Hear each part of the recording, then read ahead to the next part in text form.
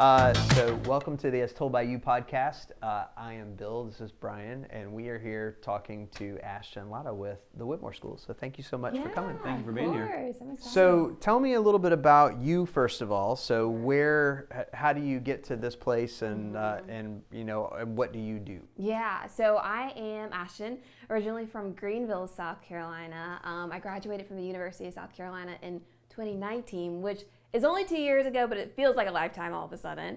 And straight out of college, I joined the Whitmore team as a public relations manager. So I do a little bit of everything, I like to say. I do social media, I do event planning, I do marketing, I get the chance to speak with our students and tell their stories. Basically, if you can think it, I like to say we've tried it through marketing, and a lot of it's been super successful. That's awesome. Tell me about marketing for a charter school. I feel like it's a little different than certainly a private school. And we work with like Richland 2, which you can only go to Richland 2 if you live in Richland 2, right? Yeah. So I find it interesting to think about marketing for somebody who's not making money from it necessarily. Yeah. Tell me about that a little bit. Exactly. Sorry, Whitmore School is a high school, right? Well, is it a college, like a pre-college? What is So let's talk about that. What is the Whitmore School? We go into this assuming we know what it is because we work with. Because actually, I don't know. It's like we got a graduation. Okay. Yeah, we got a graduation, all good stuff. Give me the elevator pitch. Yeah, so SC Whitmore School is an online public charter high school in South Carolina. So we serve the entire state, all 46 counties, grades 9 through 12. And completely online, so our students don't come physically to a building, so they can sign on from the beach, from the mountains, from their living room, wherever it's comfortable for them. We are completely self-paced, no semesters. They can work ahead if they need to, or if they need a little bit of time to catch up, they can do that too. So we're kind of a one-stop shop for education for high schoolers in South Carolina. Yeah, before it was a trendy thing. And you've been virtual for 10 years, right? Yes, since 2011. So, and you got your charter, I'm assuming. We did. We got it renewed this year, so we're super excited. So we're here for hopefully a long time to come to serve South Carolina students. Well, and I find it interesting. We've covered your graduation twice, I think, so like 2018, 19. And it's fascinating to see these kids get together for a graduation, and most of them have never really met or been in the same room because they've all been virtual. So all of it's kind of a fascinating, environment. And I know, my son is 17 and thinking about entrepreneurship and thinking about making money and starting a business. And he's like, why do I have to sit in a high school for 7 hours a day? I need to be out making money. And I'm like, I don't know. Maybe Whitmore School is a good choice. Yeah, we're a great spot for students who maybe are athletes whose parents maybe travel, or they're just looking for something a little different. They don't have to sit in a classroom for 8 hours a day. It gives them that flexibility to kind of just live their life, but also make sure they're getting their high school diploma at the same time. They have sports? We do not have sports. So they're like club sports people. Well, they can go back to their brick and mortar and actually participate in that way. Gotcha. Yeah, so a lot of flexibility in that way too. Yeah, so whatever school you're zoned for, you play sports for, Gotcha. like Dutch Fork or whatever. Exactly. If you can make the team, which Exactly. nobody can, because they're very discerning at Dutch Fork. If you're going to online school, but look, you could be the dark horse. You just come in there and be that, like, where did this kid come from? Yeah. So We have a few kids. sunshine. Yeah, that's right. Like the coaches don't know that kid from day to day, so he could walk into practice and be like, where'd this guy come from? Anyway. That'd be funny. That would be funny. So tell me what led you to PR as a thing. What's interesting about it too? So my major at Carolina was broadcast journalism, so I thought I wanted to be on TV and do all that fun stuff. But I've always just loved talking to people, getting to know them, and having the opportunity to share information and learn information. So with that, and I also love school. So my minor was education. So SC Whitmore was just a perfect combination to kind of bring everything together, to bring talking with everybody, to bring community. It just was a one-stop shop for me, career-wise. But yeah, I love it. So PR, I love the opportunity to share people's story and help them understand that we may be a perfect place for you. So. Yeah, that's awesome. Well, then it gets back to, the money question you asked for. Right. Yeah. Yeah. So what's it like marketing a thing that doesn't make money. That's interesting. Yeah, I think it's almost easier in a way because we're not selling a product. We're just saying we want to help you.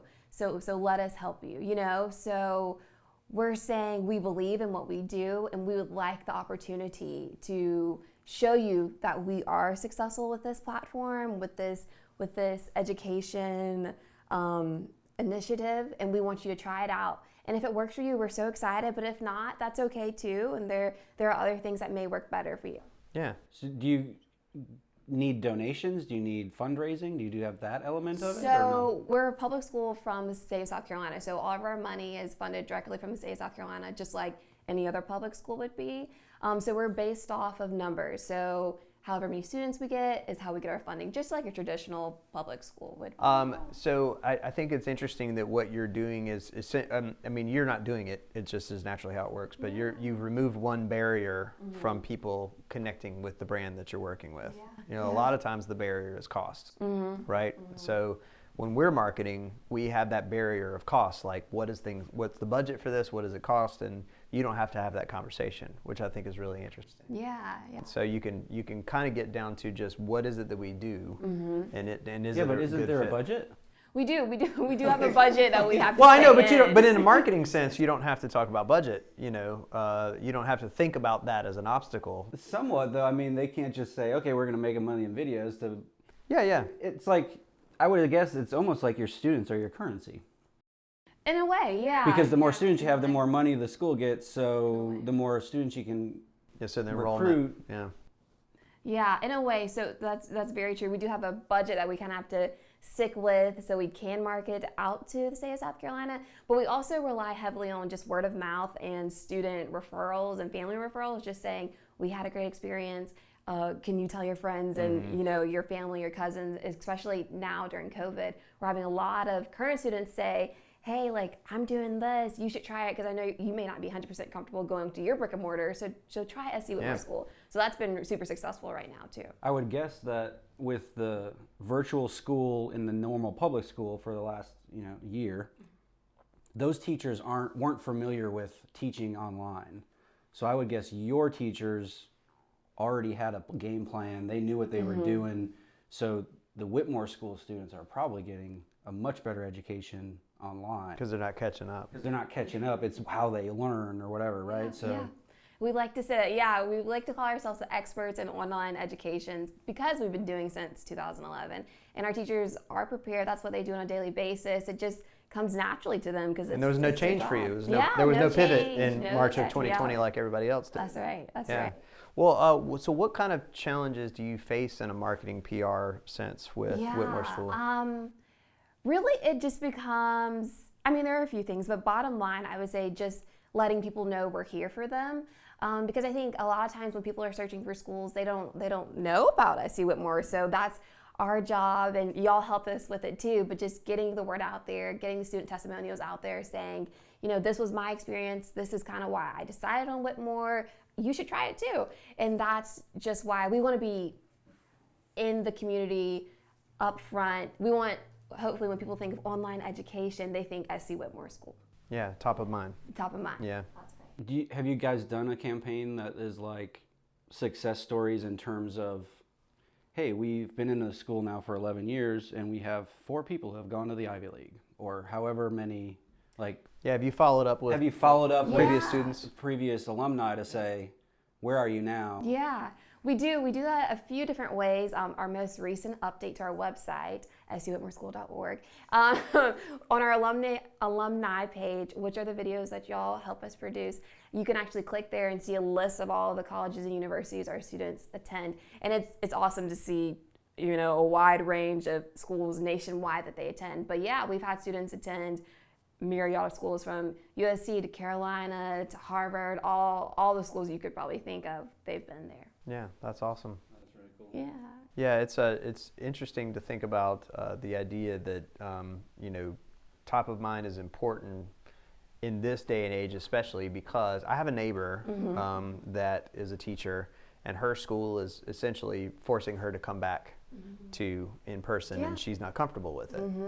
So we were talking about the other day, like, what do I do? I was like, well, I know about a school where they're That's never right. they're never in person. You should reach out to them, you know. And I kept meaning. So by the way, let me talk to you about Tiffany when we're done Cool. with this. Yeah. Please do. But you know, talking about the teachers, do you handle any type of interface? Because I imagine teachers are another commodity that you have, because you have to have the great online teachers and people to do that. Do you work with that at all as far as recruiting and things like that? I guess long story short, no. We do. We have a department for that who connects with the state, and again, it's a good thing, word of mouth, because we ask our current teachers, like, do y'all know any good teachers who are looking? Yeah. So it kind of works like that.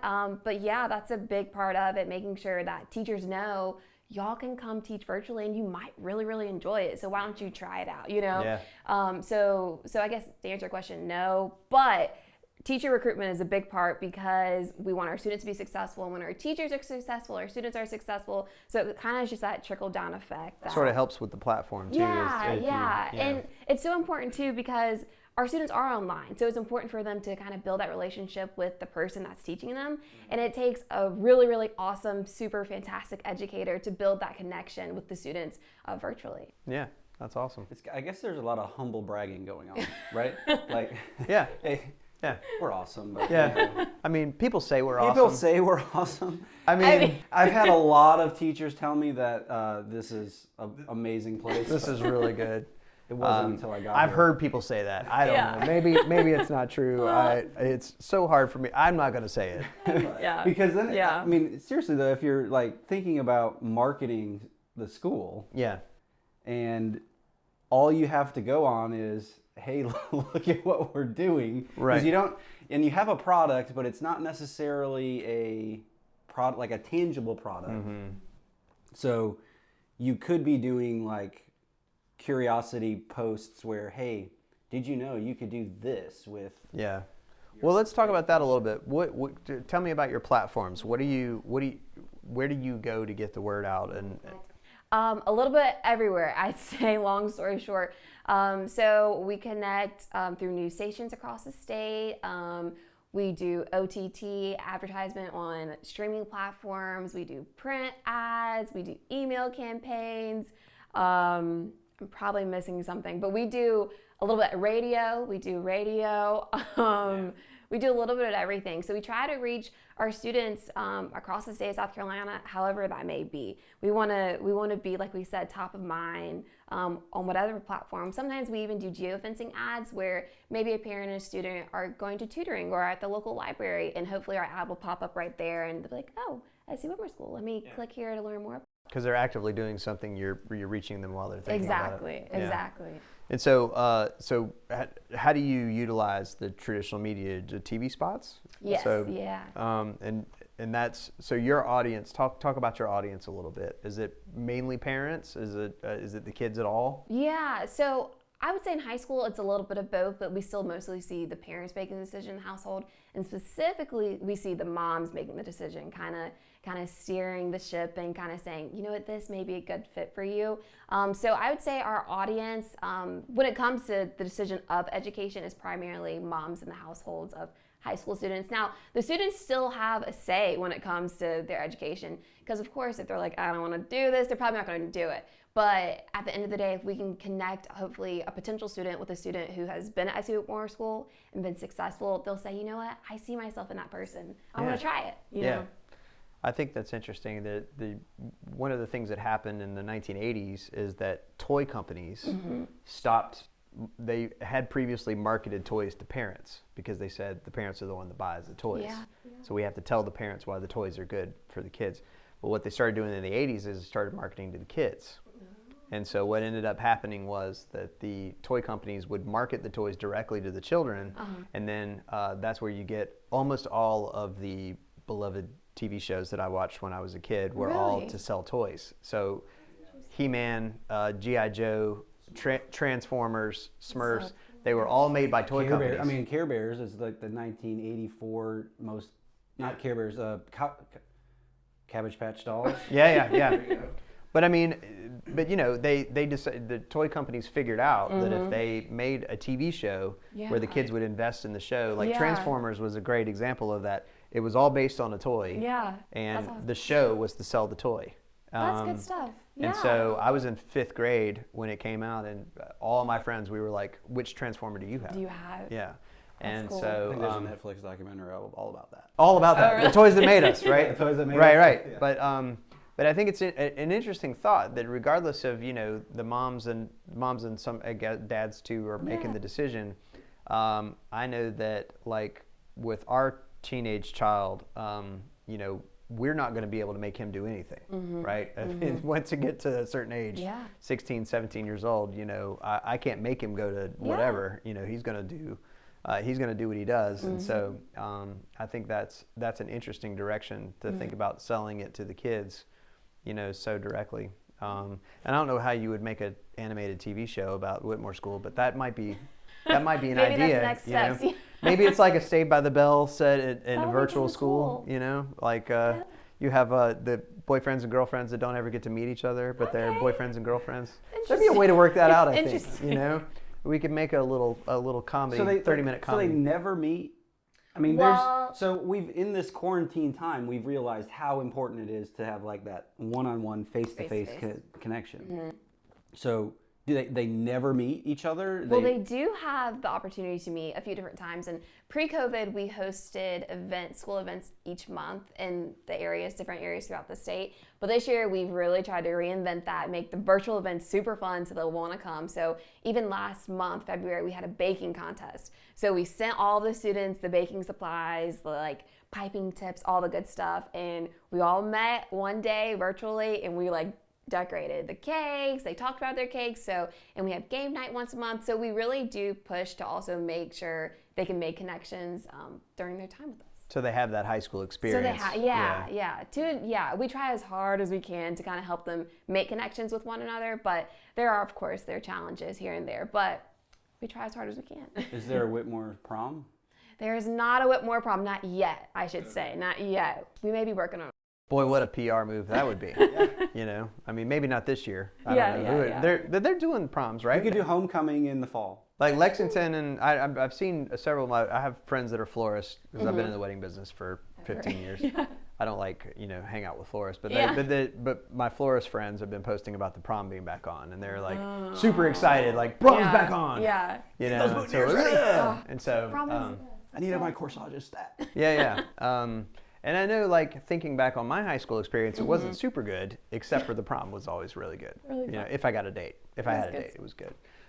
So I'm interested in platforms because it sounds like you focus a lot on traditional media, radio and print and OTT and broadcast. So what? Tell me what the decision is to do the traditional media versus things like certainly Instagram, but also the newer platforms. Why the focus on the traditional media? We just know it works. It kind of, when students come to us, they're like, we saw your ad on such and such news station. We're like, oh, wonderful, good to hear. So in that way, we know it works. We know we're getting out there in front of our students and their families. And traditionally, the news stations have been able to say, we get this many views, you'll see this many people click on your ad. So it's just been successful in that platform in that way. But we've also seen a super great amount of success with digital ads. And we think, of course, purely that's because we can track that. And we can say, okay, we got 10,000 clicks over the last 6 months. Sure. So that's been super successful too. But I think people also, they still like kind of that personal human interaction, seeing that, oh, there's somebody I can talk to. They enjoy being able to say, picking up the phone and be like, hi, I'd like to speak with someone about this school. Tell me more, Yeah. So in a traditional sense, that way, we've seen a lot of success. Yeah, cool. Well, what's very interesting about you being very young, and I'm not, that's true. Obvious, that you said you were just a year out of college. Yeah, I'm just making an assumption. That's right. You're but, right. the sort of common idea is that young people focus on digital first. And it's interesting to hear that balance of traditional and digital in there. Have you done a comparison between the traditional and the digital just to see kind of which actually really returns more? In detail, I'd say not yet. But we've seen, so our most successful campaign so far with me at SC Whitmore has been with WIFF up in Greenville, which is the local news station in Greenville. But in comparison, the digital ads with Instagram, Facebook, Twitter have been super successful too. The difference, I would say, is when it comes to traditional media, you can't always track it. So we don't know exactly, where these students are coming from. Where it's easier to say, okay, they saw us on Instagram, click here, and it brought them straight to our site. Yeah, I guess. Well, that's cool. I mean, there's a branding element to it. So you see it on TV, you see it on a billboard, and then all of a sudden you see it on your phone. Yeah. Well, and frankly, for you guys, you're not, branding is what you're doing, right? I mean, you're not really, it's not really as much a sales process for you as it is making sure that the brand is out there. So that makes a lot of sense. I'm interested in that just because I like the balance. I like the idea of balance and and sort of pushing those traditional ideas forward if you can use them effectively. Yeah. And I think that's the hard part is that so talk about we had a discussion earlier this week. We did I think it was AMA. AMA did a seminar thing at lunch, and the girl talked a lot about KPIs. Okay. So key performance indicators. Sure. Like how do you know that you're successful? Yeah. So when you get a campaign out there, you put something on TV or digital or whatever it is, how do you know that it worked? Yeah. So traditionally, we're going to try something a little different this year, but traditionally we've run our enrollment/re-enrollment campaign from about July 4th to early September, just because that's traditionally when we see most people enrolling in school. But so the way we would measure it would be by the first day of school, how many students do we have enrolled at SC Whitmore School? And traditionally we've done pretty well, and this year we've done very well. And we think it's because of multiple things. We said a few different platforms this year. Of course, the pandemic has been here. But if we can, on the first day of school, say we have a certain amount of students, we know we've been successful with our campaign. That's awesome. So it's, butts and chairs is the way we like to call it. So you've got people like enrollment is one of those. Exactly. But do you also track retention?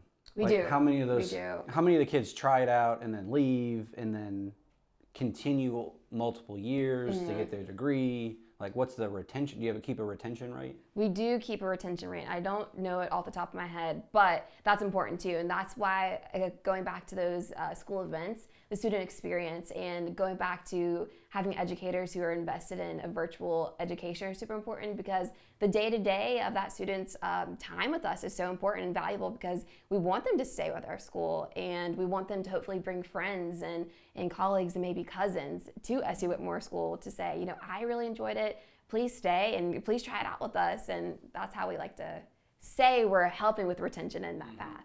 Yeah.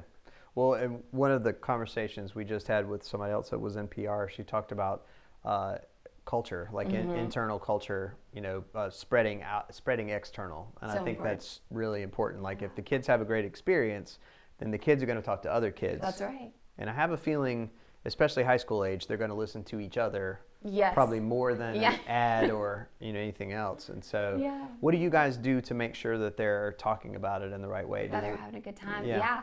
We try to be super deliberate, super personal, super involved when it comes to just our students' experience.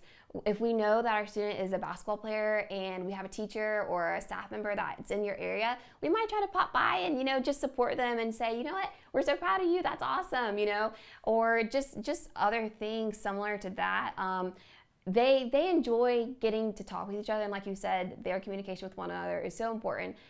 So even when it comes to stuff like game night, we want them to be able to plan it, pick the games, talk to their peers, create that culture, so they can go tell friends who aren't at Whitmore, hey, we have this really great game night, and you would probably love it, so you need to attend SC Whitmore School. Something similar, maybe a lot like that.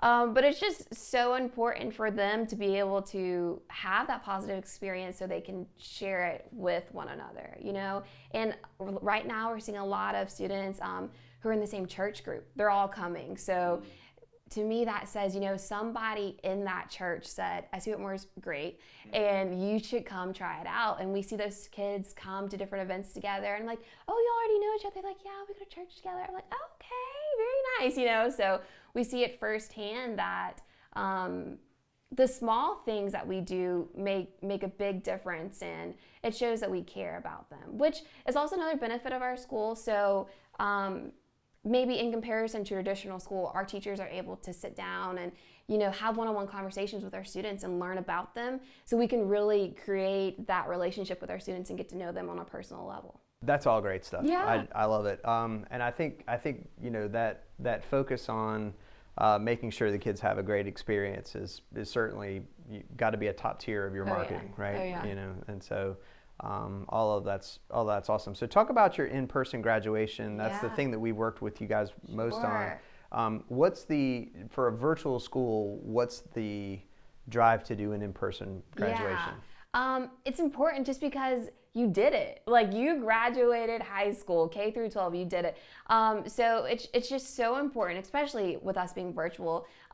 It's something for our students to look forward to. They get to go in person, they get to walk across the stage. Kind of, when we're all growing up, maybe, I don't know, 6th grade, you're like, when I graduate high school, you have this feeling of walking across the stage. Maybe even you have a thought of, oh no, do I trip? And does everyone see me fall? Just different thoughts. So I think everyone, as humans, we have this thought of graduation, and we want to make sure we can fulfill that, I guess, dream in many senses of the way.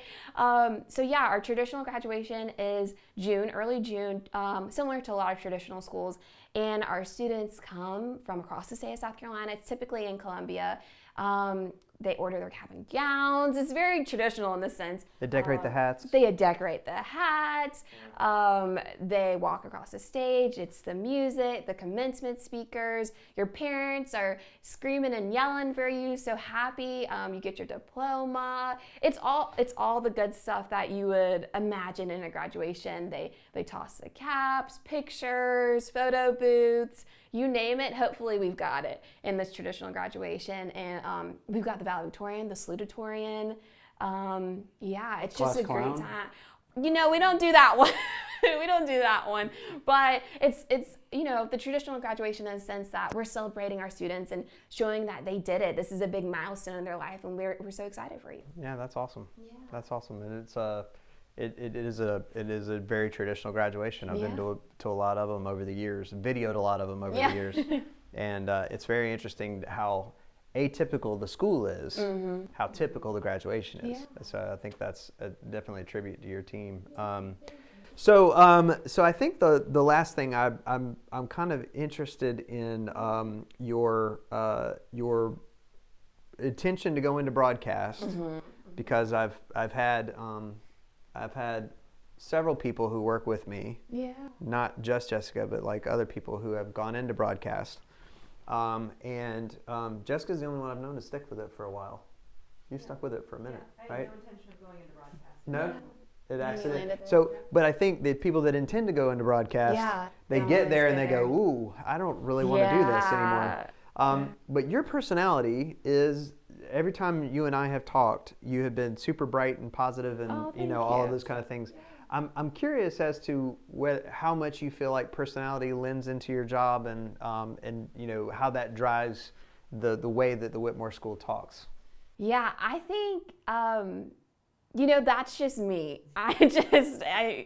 Some people like it, some people don't. Some people I'm overwhelming, and that's okay. I'm just Ashten at the end of the day. But I think, at Whitmore, and I think this is why it's worked so well for me there, it's a culture of super positive, supportive people. And when you feel that at your workplace, you can convey that to the community. So I like to think that I'm in this position because I love people, I love talking to people, and I love to see people being super successful. That was one of the biggest hiccups for me in broadcast, because the reality of it is you're not going to always get to tell the super happy, positive stories, and that just really hurt my heart. And I love the opportunity at SC Whitmore to have the chance to talk about school, and you can be successful, and it may be hard now, but if you keep pushing, you can get to where you want to go. So that's how I like to look at it. That's awesome. Yeah. That's a great way That's to. the best way to look at it. That's a. I mean, I wish I could look at it that way, but you know, I'm old, so I can. You can still do it. So tired. You know. got this. Go back and get that I'm master's just at kidding. PhD. Yeah, you whatever know, it is. Maybe I should. You know? It's like I got to do something with myself, you know, at some point. Well, Ashton, thank you so much for coming Yeah, in. of That was course. super Yes, cool to thank talk you. to It's you, been a pleasure. and we look forward to Yeah. seeing you at graduation. Yeah, you June know. 5th. All right, Hopefully it's a beautiful day. stay tuned. We'll have another podcast one day soon. Don't forget to subscribe. Don't forget to subscribe to the YouTubes. They have the big button there. Hit it. It's red. The red button. Hit the I red love button. it. We'd always throw our Walter Cronkite character in at the end. It's very important. That's going to be our thing.